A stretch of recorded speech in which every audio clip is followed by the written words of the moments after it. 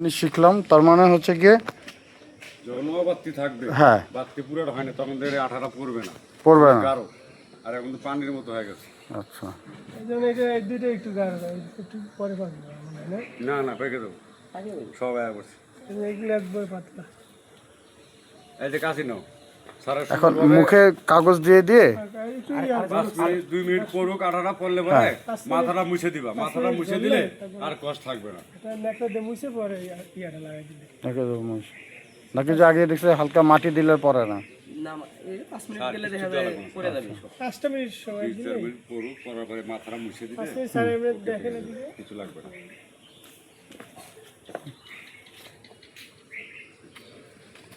ঠিক আছে, এত লোক কি কিছু জানতে চায়?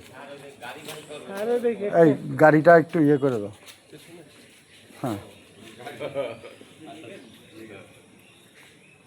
তবে এই গাছে বুঝছেন স্যার, এই গাছে কাঁঠালটা ধরে রাখতে পারে না, মানে ধরে রাখা পড়ে যায়, ভারী। পড়ে যায় অনেক। আর অনেক তো তাহলে সেই হিসেবে মোটাটা শক্ত না, নরম হয়ে যায়। তাহলে যে সবজি তরকারি মরকারি করে অনেকে আছে না, কাঁচা তরকারি হিসেবে বিক্রি করে।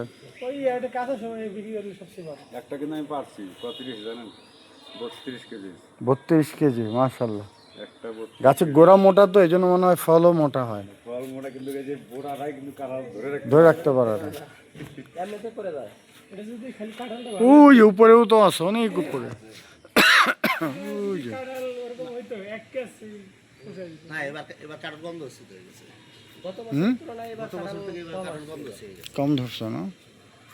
এরা সব ওগুলো ধরছে যে গাছগুলো আগে তো ওগুলো ছিল না। একটু থাক, অন্যবারে নিব, আর এবার আর না নেই।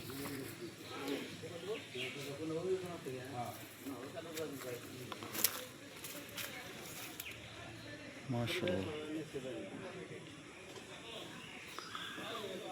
কাঁঠালে ভরপুর। একটা গাছের কাঁঠাল হইলেই আর লাগে না।